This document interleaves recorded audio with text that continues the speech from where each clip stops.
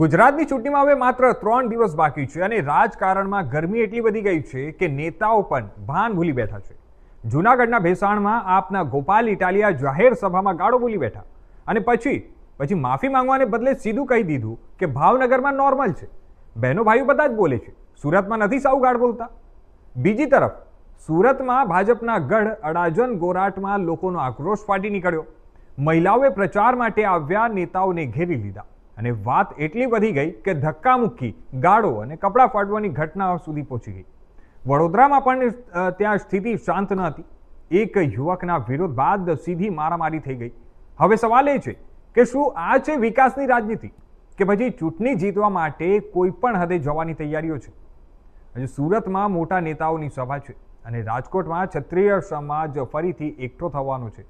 એટલે મિત્રો, ચૂંટણી પહેલા ગુજરાતમાં રાજકીય તાપમાન હવે ટોચ ઉપર છે. તમારું શું માનવું છે? કમેન્ટમાં જરૂરથી લખજો.